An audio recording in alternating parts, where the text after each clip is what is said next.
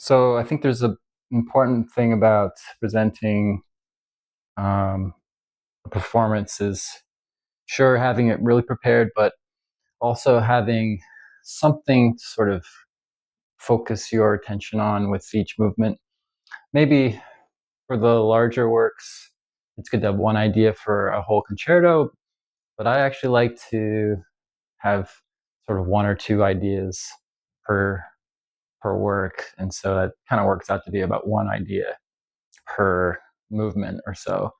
And what I mean by idea is instead of, some subjective imagery in your mind where you're just sort of like, oh, this kind of reminds me going down to a stream and throwing a fishing line in the water and just waiting for a trout to nibble or something, something absolutely absurd like that.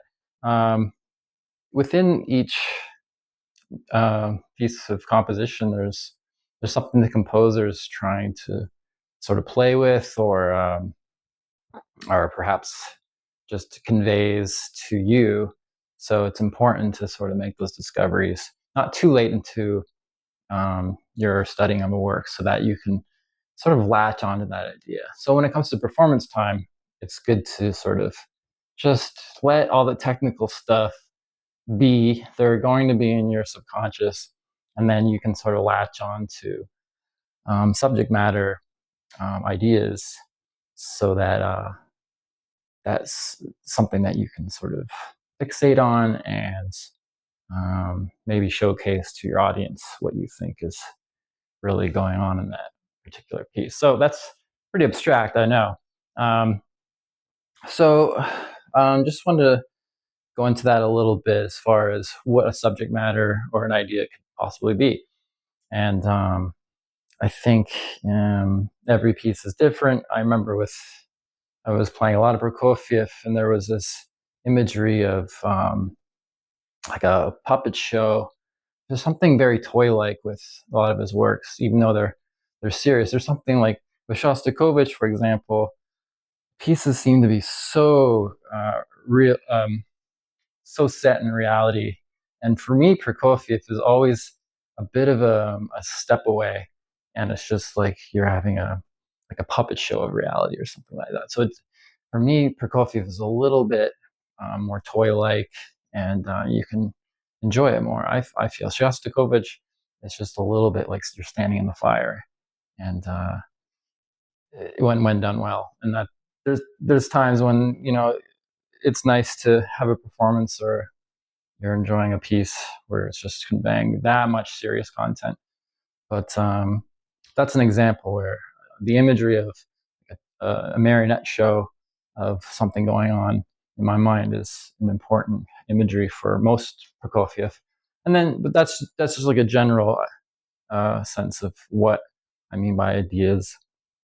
But more specifically, I like to get an image or a feeling for each movement of a piece and sort of figure that out on my own, of course. If you have a teacher saying that this is uh, a story of going down to the market and selling your your fruits at the local town square, and the bustle of the town. I mean, this sort of imagery is not yours, right? So it seems a little slapped on. It's better to get an image or an idea that's yours. And but getting back to what I was trying to say about, it's really not so much about these fantastic like storyboards for pieces. I mean, I'm really into the idea of pure music, where music for music's sake, for the most part. But composers still, even with that in mind, they convey humor and musical sort of inside jokes with themselves when they're writing pieces. And if you discover those, that's something to really latch onto. So an example is this finale of this Bartok sonata, solo Bartok violin sonata that I keep performing. The finale has always been about this fight between this 20th century Schoenberg idea of 12 tone and this uh, Baroque sense of diatonicism. I don't know if that's a word, diatonicism, but here's what I mean. So here is just a motif in the finale that keeps reoccurring. It's just a very diatonic idea. It happens all over the place. And once I discovered that, that sort of stood out in that movement, everything else sort of made sense to that for the whole work, actually, the whole sonata. But for me, that particular movement is all about the fight between 12 tone and diatonicism. I'm just going to go with that word, even though it's not a word, probably. So there's just a little bit of where it comes out. It first happens in a high register, so I didn't quite pick up on it. And then it happens all over the place later in sort of a more nicer part of the instrument.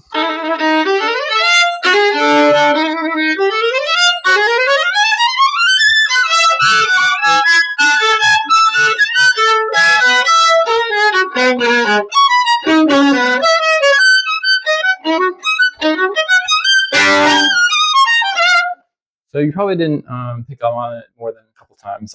There's just a few instances of it there. So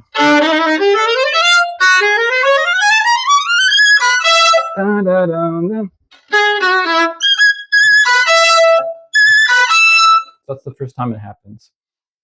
And then before this happens, I've played this in another video. It's not strictly 12 tone, but I believe I sort of worked it out. It's basically posturing as a 12 tone passage. So before this little section I just played, where you have, there is a 12th tone Schoenberg quotes words.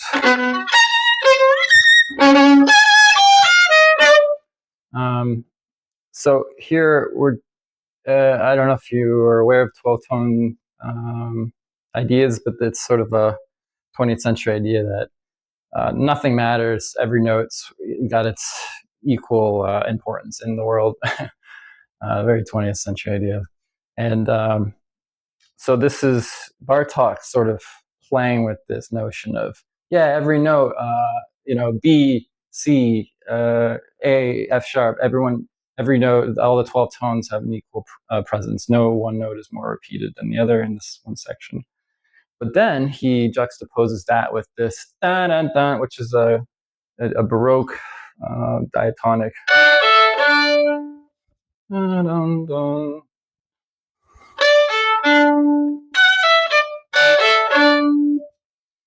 So you can see why I was probably pretty excited when I discovered that, for me, what the meaning of this one work is a battle between, well, not a battle, but just a play, like basically a musical question of what is the future of Western music? Is it 12 tone? Is there a place for diatonicism anymore? I mean, these are the sort of questions in a really cool way that Bartók is conveying to me. So I'll play another section. I think it's towards the end where it has a lot of those. Let's do the first part again.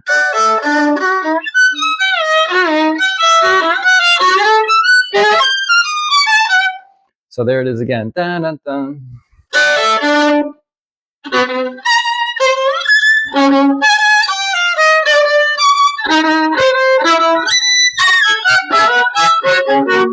Dun, dun, dun, dun.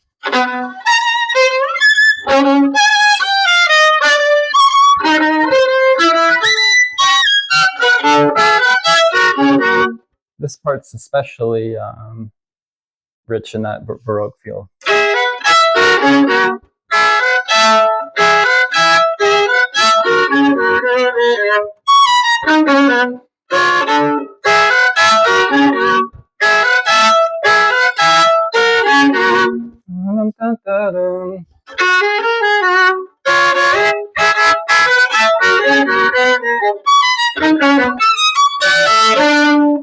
Yeah, they're just sprinkled all over the place. And again, that's later in the piece where he has that 12-tone idea, just immediately followed by this sort of throwback to old music.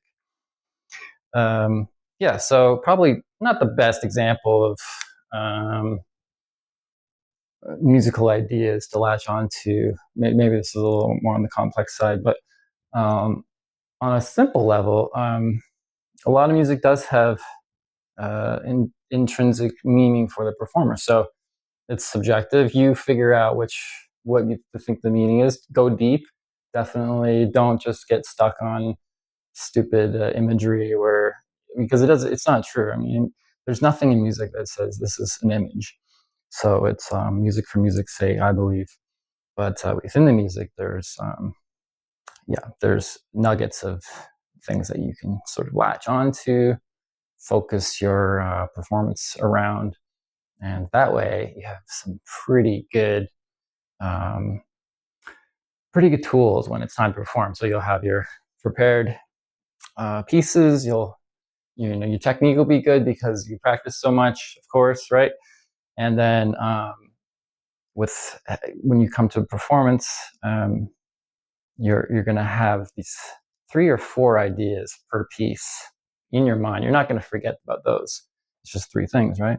And that way you can just sort of calm yourself and sort of wrap your presentation around things that are important, which is like bigger ideas instead of the little details. Okay.